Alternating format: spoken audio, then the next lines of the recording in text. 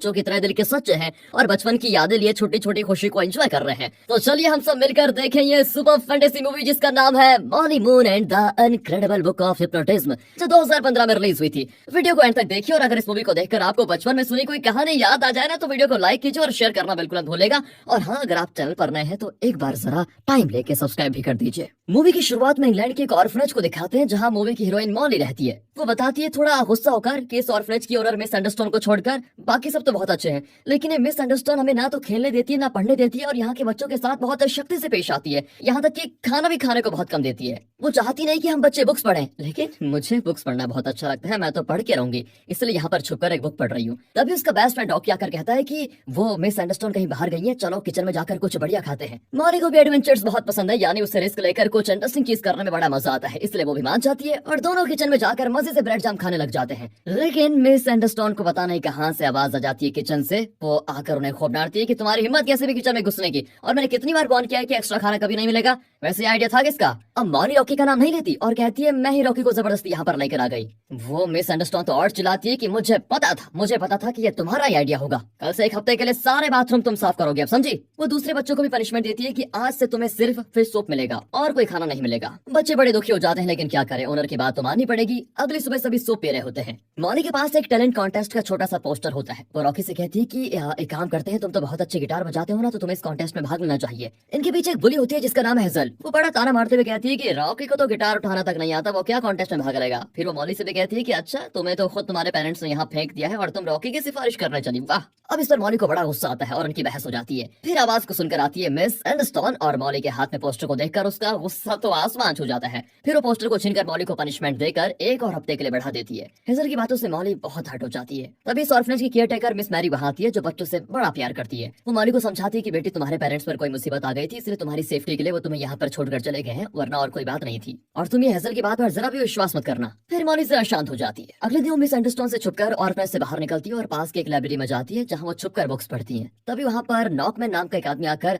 Librarian से पूछता है कि बुक ऑफ द हिप्नोसिस कहाँ पर रखी हुई है। लाइब्रेरियन कहती है कि ऐसी कोई बुक हमारे पास नहीं है। वो कहता है मुझे पता है, वो बुक यहीं पर है, मैं खुद जाकर उसे चेक करता हूँ। कहकर वो लाइब्रेरी में घुस जाता है। अब मॉली, जो कि एक जगह पर छुपकर पढ़ रही होती है, वो सोच में पड़ जाती है कि बुक ऑफ हिप्नोसिस में ऐसा क्या है जो ये आदमी उसको इतनी बेताबी से ढूंढ रहा है। तभी वो उस बुक को अपने पास पड़ा हुआ पाती है और उसे उठाकर पढ़ने लग जाती है। साथ ही उसे वो बुक काफी इंटरेस्टिंग भी लगती है और तब बुक से एक रोशनी निकलकर मॉली पर पड़ती है। मॉली इस बुक को लेकर वहाँ से तुरंत भाग निकलती है, लेकिन नॉकमैन उसको देख लेता है और उस बुक के लिए मॉली के पीछे पड़ जाता है। पर तब तक मॉली उसकी नजरों से बहुत दूर चली जाती है। अब वो वहाँ पर खड़ी औरतों से पूछता है कि वो लड़की कौन है। वो बताती है कि वो पास के एक ऑर्फनेज में रहती है। मॉली ऑर्फनेज जाकर उस बुक को पढ़ने लग जाती है कि आखिर इसमें है क्या। उसमें लिखा होता है कि मंत्रों के द्वारा किसी को कैसे हिप्नोटाइज किया जा सकता है। मॉली बिलीव नहीं कर पाती कि ऐसा भी हो सकता है। वो उस मंत्र को मिस अंडरस्टैंड के पैट डॉगी पर टेस्ट करती है, तो वो एकदम से मॉली के कंट्रोल में आ जाता है और उसकी हर बात को मानने को तैयार हो जाता है। मॉली एकदम से चौंक जाती है कि वाकई इस मंत्र में कोई ताकत तो जरूर है। तब रॉकी आकर कहता है कि टैलेंट कॉन्टेस्ट में भाग लेने के लिए मुझे तुम्हारी हेल्प चाहिए यार, प्लीज यार। यहाँ का फीका सूप पीकर तो मेरे अंदर का ये कलाकार मर ही जाएगा, प्लीज कुछ करो यार, वरना मुझसे गिटार उठाने की भी ताकत नहीं रहेगी। अब मॉली जो हिप्नोटाइज करना जान चुकी है, वो कुक के पास जाकर उसकी आंखों में देखती है। कुक एकदम से सूप वगैरह को छोड़कर किचन में जाती है और बच्चों के लिए तरह तरह के डिशेस बना कर देती है। सभी बड़े खुश होकर उसको दबा दबा के खाते हैं। एन वक्त वहाँ पहुंचती है मिस अंडरस्टैंड और ये सब देखकर वो कुक पर चिल्लाती है कि ये क्यों बनाए तुमने इतने सारे डिशेस। मॉली और रॉकी हंसकर बातें कर रहे होते हैं। मिस अंडरस्टैंड कहती है कि मेरे ऑर्फनेज में खुश रहना मना है, समझे। कहकर वो रॉकी को बुलाती है कि कल एक कपल तुम्हें अडॉप्ट करने आ रहे हैं, फिर देखती हूँ तुम अपनी दोस्त मॉली के साथ कैसे खुश रहते हो। अब मॉली बड़ी परेशान हो जाती है क्योंकि मॉली और रॉकी ने एक दूसरे को प्रॉमिस किया था कि हम एक दूसरे से कभी अलग नहीं होंगे। उसी रात मिस मैरी मिस अंडरस्टैंड को समझाने जाती है कि आप जो कर रही है बहुत गलत है। अगर आपने मॉली और रॉकी को अलग किया तो मैं पुलिस को आपकी करतूतों की सारी लिस्ट बता कर दूंगी, फिर देखना आप जेल में चक्की पीसेंगे। वहाँ नॉकमैन अपनी माँ को वीडियो कॉल करके बताता है कि अपनी फैमिली में सबसे बड़ा लुटेरा मैं बनूंगा, मुझे बुक ऑफ हिप्नोसिस मिलने वाली है जिसकी टेक्निक्स यूज करके मैं बड़े बड़े बैंक को लूटने वाला हूँ। अब इसकी बातों से ये पता चलता है कि इसका पूरा परिवार चोरी और डकैती में ही अपना गुजारा चलाता है। अब बुक ऑफ हिप्नोसिस को पाने के लिए वो ऑर्फनेज जाकर मिस एंडरस्टोन से नौकरी मांगता है। वो भी मान जाती है और सबसे पहले तो उसे सेप्टिक टैंक को साफ करने का काम देती है, लेकिन उस बुक के लिए नॉकमैन को ये काम करना ही पड़ता है। मिस एंडरस्टोन किसी तरह मिस मैरी को अपने रास्ते से हटाना चाहती है क्योंकि वो मिस एंडरस्टोन की काली करतूतों के बारे में अब पुलिस को बताने की धमकियां दे रही है। फिर वो मिस मैरी को सीढ़ियों के पास वाला बल्ब चेंज करने के लिए कहती है। वो भी एक स्टूल पर चढ़कर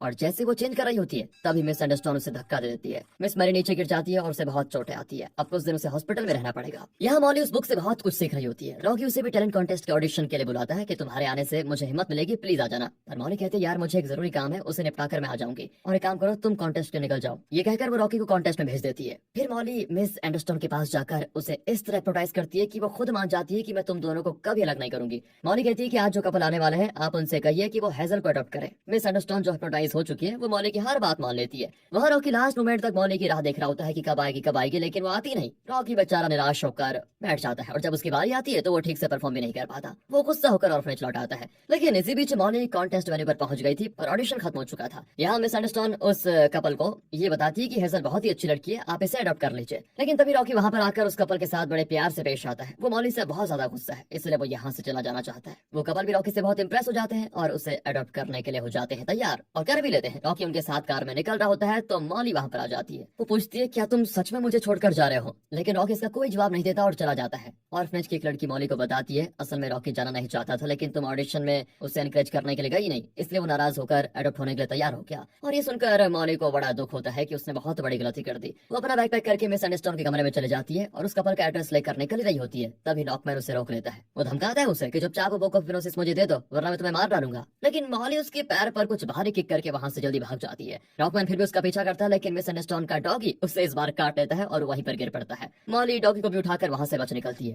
पहली बार वो ऑर्फनेज को छोड़कर बहुत दूर आ जाती है। वो एक बस में चढ़ जाती है, लेकिन टिकट के पैसे तो उसके पास होते नहीं, तो वो ड्राइवर को हिप्नोटाइज कर देती है और बिना टिकट के एक टाउन में जाकर उतर जाती है। फिर वो एक बड़े से होटल के स्टाफ को हिप्नोटाइज करके वहां पर एक कमरा ले लेती है। जैसे तैसे करके वो उस कपल के घर पहुंच जाती है जिन्होंने रॉकी को अडॉप्ट किया था। मॉली को देखते ही रॉकी तो खुशी से उसको गले लगा लेता है। उस दिन टैलेंट कॉन्टेस्ट पर लेट पहुंचने के लिए मॉली रॉकी से माफी मांगती है और कहती है प्लीज मेरे साथ वापस चलो। लेकिन रॉकी कहता है कि मेरे नए पेरेंट्स मुझसे बहुत प्यार करते हैं और मुझ पर विश्वास भी करते हैं, मैं उनका विश्वास नहीं तोड़ सकता, तुम प्लीज वापस चले जाओ। मॉली बड़ी परेशान हो जाती है क्योंकि रॉकी ने प्रॉमिस किया था कि वो कभी मॉली से अलग नहीं होगा। तभी टीवी पर एक ऐड आता है जिसमें एक यंग पॉप स्टार कहती है कि मेरे शोज में डांस करने के लिए मुझे एक डांसर चाहिए, जो बच्चे इंटरेस्टेड हैं वो हमारे ऑडिशन में आ सकते हैं। मॉली को लगता है कि अपने हिप्नोसिस पावर से वो इस ऑडिशन में सिलेक्ट हो जाएगी और उसको जरा खुशी भी होती है, इसलिए वो भी ऑडिशन में चली जाती है। लेकिन वहाँ लाइन से हटकर वो सीधे उस शो के डायरेक्टर के पास जाकर उसे हिप्नोटाइज कर देती है। लेकिन डायरेक्टर उसे डांस के तौर पर सिलेक्ट करने के बजाय अपने असिस्टेंट को कॉल करके कहता है कि मुझे अपने अगले शो की पॉप स्टार मिल चुकी है। और ये सुनकर मॉली के अंदर पॉप स्टार बनने की आशा जाग जाती है। वो हर किसी को हिप्नोटाइज करने लग जाती है। Dance trainer, singing coach, makeup artist, costume designer करके एक एक को सबको हिप्नोटाइज करके अपनी पॉप स्टार बनने की राह में आगे बढ़ती रहती है। अब ये सब देखकर जो बाकी के असली पॉप स्टार है वो चौंक जाती है, क्योंकि ये मतलब एकदम से इतना जल्दी कोई ऊपर आ जाए तो शक तो होता है, क्योंकि ना तो ये ठीक से डांस कर पाती है और ना ही ठीक से गा पाती है। फिर डायरेक्टर ने इसे सिलेक्ट क्यों किया, सभी यही सोच रहे होते हैं। उन सभी की कुछ समझ में नहीं आता। अब मीडिया में हर तरफ अनाउंस किया जाता है कि अगली पॉप स्टार है मॉली मून। लेकिन मॉली के अंदर पॉप स्टार का कोई भी टैलेंट नहीं होता। उसके पहले शो का डेट फिक्स हो जाता है और अब मॉली को जरा डर लगने लग जाता है कि इतने लोगों के सामने परफॉर्म करना होगा, कैसे करूंगी, क्योंकि वो सबको तो हिप्नोटाइज कर नहीं पाएगी ना। अब इसका सोल्यूशन भी वो बुक ऑफ हिप्नोसिस में ढूंढ लेती है। उसमें लिखा है कि ग्रुप में बैठे लोगों को कैसे हिप्नोटाइज किया जाता है। उस मंत्र को भी मॉली पढ़ लेती है। यहाँ रॉकी के अडॉप्टेड पेरेंट्स डिस्कस करते हैं कि बिजनेस के सिलसिले में हमें कई महीने फॉरेन में रहना होगा, इसलिए हम रॉकी को एक हॉस्टल में छोड़ देंगे।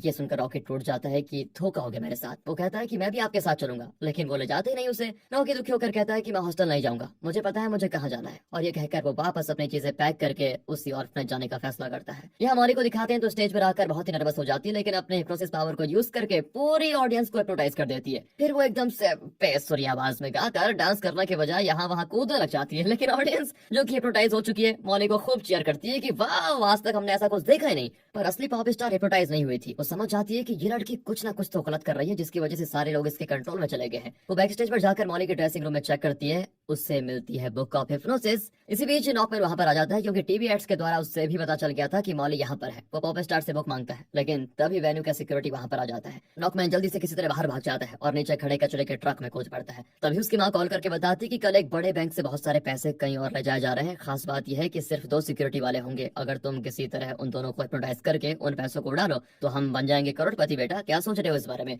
और मुझे तो लगता है कि वो लड़की जिसका नाम मॉली मून है वो अभी हिप्नोसिस करके इतनी बड़ी पॉप स्टार बन चुकी है, तुम भी कुछ करो बेटा। नॉकमैन कहता है कि मेरे पास तो बुक है नहीं माँ, फिर मैं कैसे ये चोरी कर पाऊंगा, कैसे लूट पाऊंगा उन्हें। माँ कहती है कि बुक नहीं है तो क्या हुआ बेटा, तुम उस लड़की को किडनैप कर लो, वो तो सारे हिप्नोसिस मेथड जान चुकी है, और हाँ स्पेशल चश्मा पहन लेना ताकि वो तुम्हें हिप्नोटाइज ना कर पाए। ये आइडिया नॉकमैन को बहुत अच्छा लगता है। वहाँ मॉली का शो खत्म होता है तो ऑडियंस उसकी बहुत प्रशंसा करती है, लेकिन मॉली बहुत ही गिल्टी फील करती है कि ये फेक एप्रिसिएशन उसे मतलब अच्छा नहीं लग रहा होता है। वो सभी को धोखा देकर पॉप स्टार बन गई है, ये बड़ा उसको खा रहा होता है, जबकि उसमें कोई ऐसा टैलेंट था ही नहीं। उसे अपने किए का पछतावा तो होता है और वो सीधे अपने कमरे में जाती है। वहाँ पर असली पॉप स्टार बैठकर रो रही होती है, क्योंकि जिनमें वही वाली बात हो गई ना दोस्तों, जिनमें काबिलियत है वो साइड है, जिनमें नहीं है वो हीरो बने फिर रहे हैं। वो मॉली को बताती है तुम्हें पता है 6 साल की उम्र से मैं सिंगिंग और डांस की ट्रेनिंग ले रही हूँ, बहुत मेहनत और लगन लगती है इस काम में, और बहुत मेहनत से मैं इस पोजीशन पर पहुंची हूँ, लेकिन एक दिन में मेरी सारी मेहनत और उम्मीद मिट्टी में मिल गई सिर्फ तुम्हारी वजह से। वो बेचारी बहुत परेशान दिखती है। मॉली भी उसका दर्द समझ जाती है और कहती है प्लीज मुझे माफ कर दो, सारी गलती मेरी है, आज के बाद मैं कभी ये गलत काम नहीं करूंगी, असली पॉप स्टार तुम हो मैं नहीं, कहकर मॉली चले जाती है।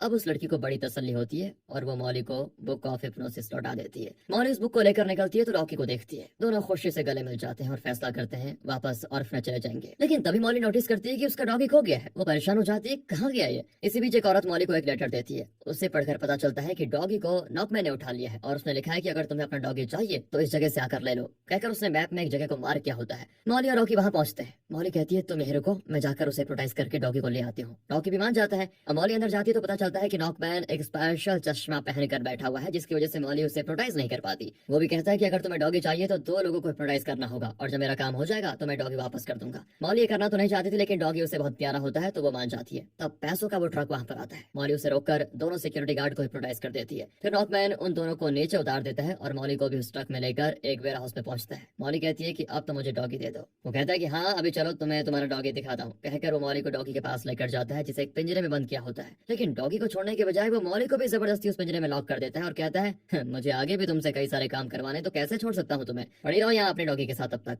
फिर नॉकमैन उस ट्रक को खोलता है जिसमें पैसे होते हैं, लेकिन एक बड़े लॉकर के अंदर। पर प्रॉब्लम यह होती है कि वो लॉकर आइस कैन से खुलता है। अब नॉकमैन परेशान हो जाता है कि इसे कैसे खोलो। तभी 2 चोर वहां पर आ जाते हैं और नॉकमैन को पीटने लगते हैं। फिर पता चलता है कि वो चोर नहीं, नॉकमैन की माँ उसका नया बॉयफ्रेंड है। माँ कहती है कि बेटा मैं जानती हूँ तुम एक नंबर के निकम्मे हो, तुमसे कुछ नहीं होगा, मुझे तुम्हारी कोई जरूरत नहीं है, कहकर वो नॉकमैन को भी मॉली और डॉगी के साथ उस पिंजरे में लॉक कर देती है। फिर वो मॉली को बाहर निकालती है और कहती है बेटी अब इस आई स्कैनर को हिप्नोटाइज करना है तुम्हारा काम। ना चाहते हुए भी मॉली को उसकी बात माननी पड़ती है, क्योंकि मॉली हिप्नोसिस जानती है इसीलिए। फिर ये सब कुछ करके वो लॉकर को आई स्कैनर पर फोकस करके खोल भी देती है। अंदर न सिर्फ पैसे बल्कि ढेर सारे हीरे जवाहरात भी होते हैं। नॉकमैन की माँ मॉली को फिर पिंजरे में बंद कर देती है और अपने खजाने को अच्छे से निहार रही होती है। तभी रॉकी जो बाहर था वो यहाँ पर आ जाता है। वो एक मिरर को इस तरह सेट करता है कि उसमें लॉकर दिखता है और मॉली को इशारा करता है कि तुम अपने हिप्नोसिस पावर से इस मिरर के जरिए उस आई स्कैनर को कंट्रोल करो। मॉली अपना बाइनोकुलर निकालकर उस लॉकर के आई स्कैनर पर फोकस करती है और अपने पावर को यूज करके उसे कर देती है लॉक। इस वजह से नॉकमैन की माँ उसका बॉयफ्रेंड लॉकर के अंदर ही बंद हो जाते हैं और कुछ ही देर में वहाँ पर पुलिस आकर इन दोनों को अरेस्ट भी कर लेती है और मॉली और डॉगी को भी वो बचा लेते हैं। फिर मॉली और रॉकी खुशी खुशी वापस अपने ऑर्फनेज पहुंचते हैं। वहाँ के बच्चों के लिए बहुत सारे गिफ्ट्स भी लेकर आए होते हैं।